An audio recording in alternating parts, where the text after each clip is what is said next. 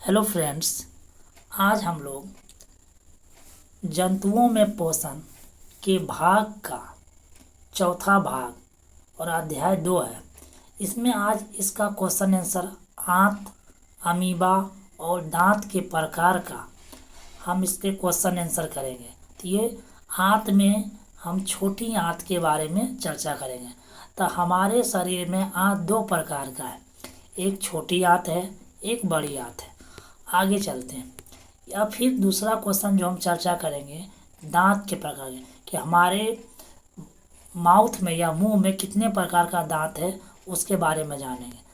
तीसरा जो क्वेश्चन जो हम चर्चा करेंगे अमीबा के बारे में चर्चा करेंगे। अमीबा जो होता है बहुत प्रकार का, कुछ अमीबा गोल होता है, कुछ लंबा होता है नहीं, कुछ क्या होता है चप्पल की आकृति की होती है। तो अमीबा के बारे में इन सभी प्रश्नों के बारे में हम आज जानेंगे। तो सबसे पहला प्रश्न के बारे में चलते हैं। जो आज का सबसे पहला प्रश्न है कि छोटी आंत में किन ग्रंथियों के स्राव आते हैं, पाचन में उनकी क्या भूमिका है। तो कह रहा है कि छोटी आंत लगभग 6 से 7 मीटर लंबी कुंडलित संरचना होती है। इसमें यकृत, अग्नाशय, आमाशय इसकी दीवारों से स्राव आते हैं। स्राव मतलब दिवस की स्राव निकलते हैं, जो इससे वाला स्राव आते हैं। तो अब छोटी आंत के बारे में देखते हैं। ये देखिए, इसके ऊपर यकृत है और इसके नीचे आंत है। तो छोटी आंत में आंत हमारे शरीर में 2 प्रकार की आंत है, एक छोटी आंत है, एक बड़ी आंत है। तो आप जो इसे ये राउंड फिगर का जो देख रही है देखिए, तो बड़ी आंत है, और बड़ी आंत के जो बीच वाला भाग है ये छोटी आंत है। तो इसमें बताया गया है कि छोटी आंत का जो लंबाई है कितना है, 6 से 7 मीटर है। ये कैसा है, कुंडलित है, मतलब मुड़ा मुड़ा हुआ है, जैसे है ना रिंग जैसा क्या हुआ, मुड़ा हुआ है। तो ये बीच वाला भाग इसको छोटी आंत है। इसके ठीक जो ऊपर है इसको क्या करता है, बड़ी आंत है। अब छोटी आंत का क्या क्या काज है, जो अभी क्वेश्चन आया था उसका हम आंसर अभी नीचे पढ़ते हैं। तो ये देखिए, ये बोला छोटी आंत क्या करता है, पाचन में छोटी आंत की महत्वपूर्ण भूमिका, माने पाचन क्रिया में छोटी आंत के महत्वपूर्ण भूमिका है ना, निभाता है। और छोटी आंत की दीवारें से स्रावित आंत रस, माने छोटी आंत की दीवारें से रस निकलता है, जिस है ना स्रावित आंत रस निकलता है। आंशिक मतलब छोटा सा, आंशिक रूप में छोटे बहुत ज़्यादा नहीं निकलता, थोड़ा सा आंशिक रूप से पचे हुए भोजन पर क्रिया कर, मैंने जो पचा हुआ जो हम खाते हैं भोजन जो पचता है उस पर क्रिया करता है। और क्रिया क्या करता है, उसे पूर्ण रूप में पचा देता है। और जैसे क्या करता है, पूर्ण रूप में जो थोड़ा मोड़ा जो बाकी रहता है उसमें जो रस निकलता है छोटी आंत से, उसको पूर्ण रूप से पचा देता है।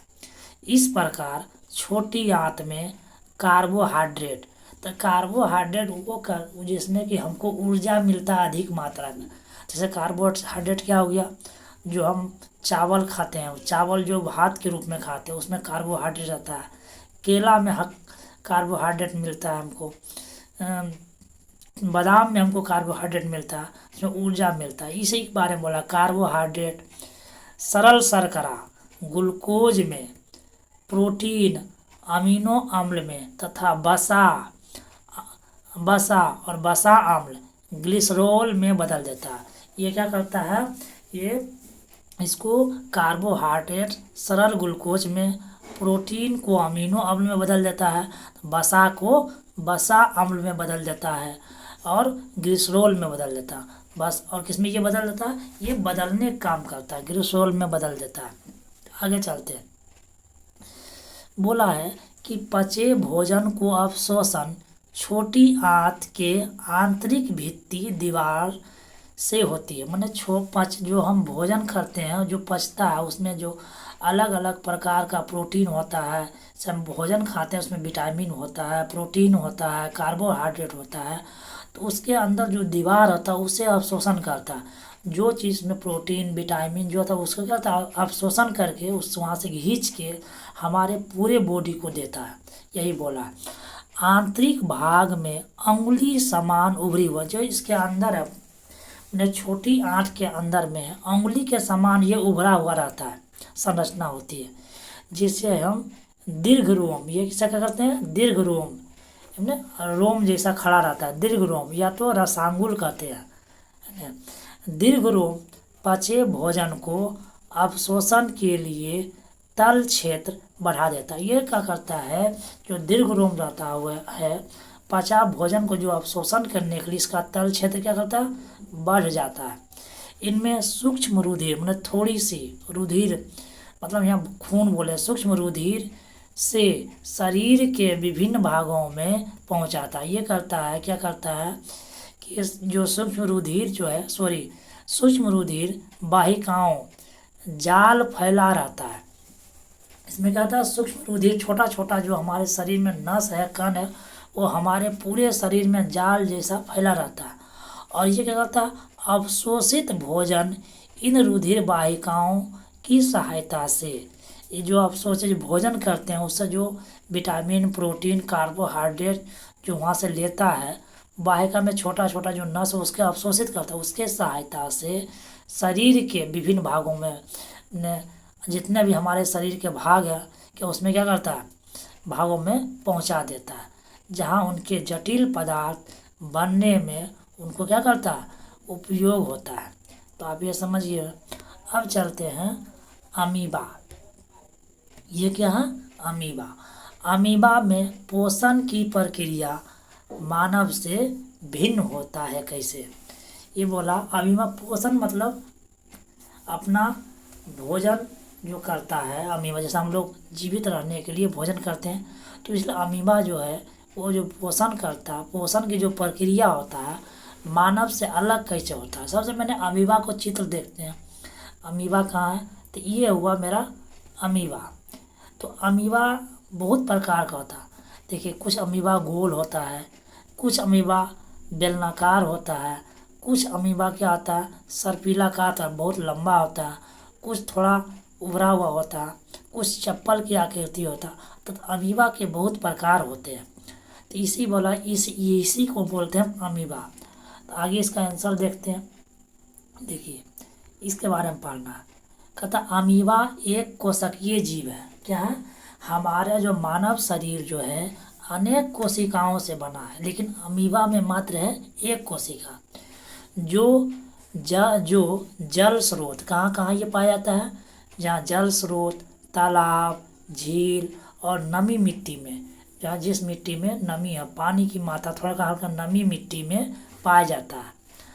इसके भोजन अंतर्ग्रहण और पाचक अथवा पोषण का तरीका मनुष्य से बिल्कुल भिन्न है। ये बोल रहा है इसका जो भोजन करने का तरीका है, पाचन करने का तरीका है ना, और पोषण मतलब उसको पोषण अपने शरीर में पोषण करने का जो तरीका है मनुष्य से क्या बिल्कुल अलग है। दोनों पोषणों के तरीकों में भिन्नता है, निम्नांकित रूप से दर्शाया गया है, माने कि एक अलग है। देखिए, अब पढ़ते हैं अमीबा में पोषण कैसे होता है। अमीबा का मुख नहीं होता। सबसे पहले क्या, हम लोग जो भोजन करते हैं क्या करता है, तो मुख होता है, लेकिन अमीबा में मुख नहीं होता। जैसे देखिए यहाँ इसमें कहीं भी इसका मुख नहीं है, ये जहाँ मन तहाँ से खाना शुरू कर देता है। तो इसका में देखिए कहीं में मुख है, जहाँ मन तहाँ से ये कोई भी पोषण कर खाना शुरू प्रारंभ कर देता है। तो अमीबा में मुख नहीं होता। सबसे पहले ये जानेंगे।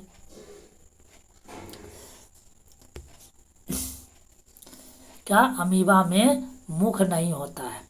अमीबा अपना भोजन सूक्ष्म जीवों ने छोटे छोटे जीव जो है से जीवाणु, कवक आदि को परिग्रहण करता है। उसको क्या करता है, परिग्रहण करता है, उसका ही अपना भोजन के रूप में उपयोग करता है। इसका कोशिका के चारों ओर कोशिका झिल्ली होती है। तो अमीबा के जो कोशिका के चारों ओर क्या होता है, कोशिका झिल्ली होता है, जिसके अंदर कोशिका द्रव भरा रहता है, मतलब उसके अंदर क्या होता है, कोशिका द्रव भरा रहता है, पानी भरा रहता है या कुछ द्रव भरा रहता है, भरा होता है।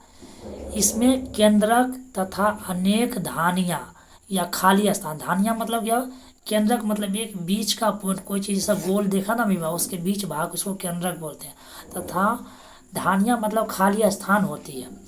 अमीबा लगातार अपना आकार और स्थिति बदलता रहता है। तो अमीबा का कोई निश्चित आकार या आकृति नहीं है। यहाँ देखिए इसका कोई आकार है, ये देखिए गोल है, ये लंबा है, ये इस तरह है, ये इस तरह है। तो यही बोला, अमीबा का कोई आकार या आकृति नहीं होता है, आकृति स्थिति बदलता रहता है। इसमें एक या एक से अधिक अंगुली जैसी उभरा निकलते रहते हैं। यहाँ आपको दिखाए थे कैसा निकलते रहते हैं, जिसे पादाब क्या कहते हैं, पादाब कहते हैं, जिससे अमीबा गति करता है। इसी से जो उसका जो इधर उधर जो भाग निकल जाता है, उसी से वो अपना गति करता है तथा भोजन को पकड़ता है। जैसे कहीं देखिए इसका ये भाग इधर निकल गया है, ये निकल गया है, ये निकल गया है, तो इसी से वो क्या करता है, गति करता, आगे बढ़ता है और भोजन को भी उसी से ये पकड़ता है। और केंद्रक का मतलब इधर बीच वाला भाग को क्या बोलते हैं, केंद्रक बोलते हैं। समझ गए होंगे। आगे चलते हैं।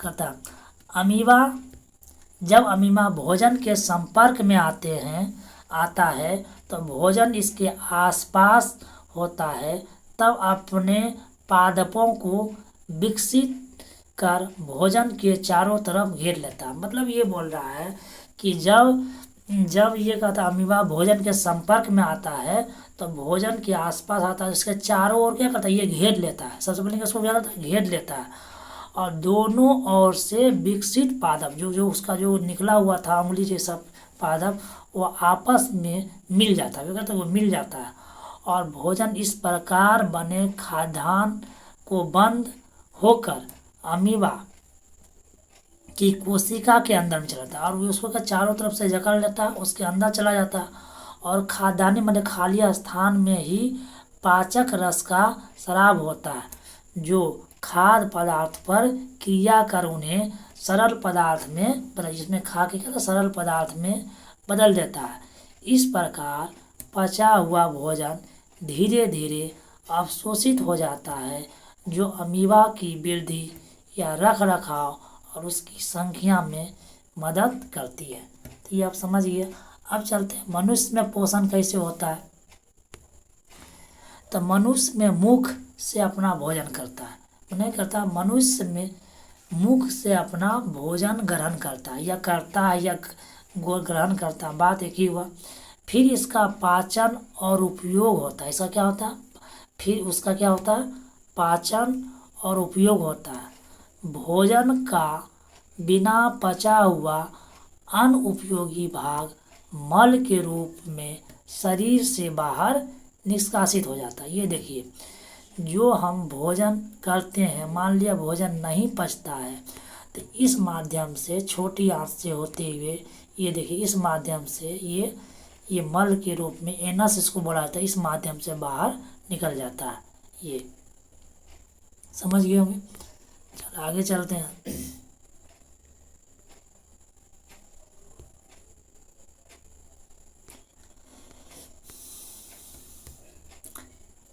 अच्छा, क्या शरीर के बाहर निष्कासित या निकल जाता है। अब चलते हैं। मुख से ग्रहण किए हुए भोजन एक सतत लंबी नलिका से गुजरते हैं। जब हम मुंह में करते हैं, मुंह से क्या आता है, ग्रास नली में जाता है, और फिर ग्रास नली में क्या आता है, पेट में जाता है। तो इसी प्रकार आता है, मुख गुहिका से आरंभ होकर गुदा मल द्वार तक जाती है। इस क्रिया में पोषण के निम्नलिखित चरण भाग लेता है, जैसे अंतःग्रहण होता है, पाचन होता है, अवशोषण होता है, स्वांगीकरण होता है, निष्कर्षण होता है। इस प्रकार से हम देखते हैं मनुष्य में पोषण की प्रक्रिया अमीबा से बिल्कुल भिन्न है। अब हम अगला क्वेश्चन पढ़ेंगे। क्या पढ़ेंगे, मनुष्य में पाए जाने वाले दांत उनके काज के लिखे। अब देखिए, मनुष्य में जो दांत होता है, ये देखिए, ये इसके बाद मनुष्य का जो दांत होता है 4 प्रकार का होता है। क्या होता है? एक होता है, एक देखिए कैनाइन है, ये है कैनाइन। इसके बाद है इंसीजर, एक है प्रीमोलर, एक है मोलर। तो प्रीमोलर देखिए, कैनाइन का काम है कोई चीज़ को पकड़ने, चीरने फाड़ने का काम करते हैं। और इंसीजर का काम क्या है? कोई चीज़ को हम काटने का काम करते हैं। प्री मोलर और मोलर का काम है कोई चीज़ को हम पीसने का काम करते हैं, जो खाते हैं तो हम चबाते हैं ना, उसको पीसने का। तो ये दांत का 4 प्रकार है। एक हुआ कैनाइन, दूसरा है इंसीजर, तीसरा है प्री मोलर और चौथा है मोलर। तो ये आप समझ गए होंगे, इसी के बारे में हमको पढ़ना है। ये देखिए कि मनुष्य में पाए जाने वाले दांत तथा उनके कार्यों को लिखें। तो हमारे संपूर्ण जीवन काल में दांत को 2 सेट विकसित होता है। माने 2 दांत को 2, एक भाग ऊपर होता है, एक भाग नीचे होता है। अभी देखे थे कि यहाँ देखिए कि एक भाग ऊपर होता है, ये 2 सेट, यहाँ से यहाँ पहला सेट और ऊपर में दूसरा सेट। तो यही बताया गया।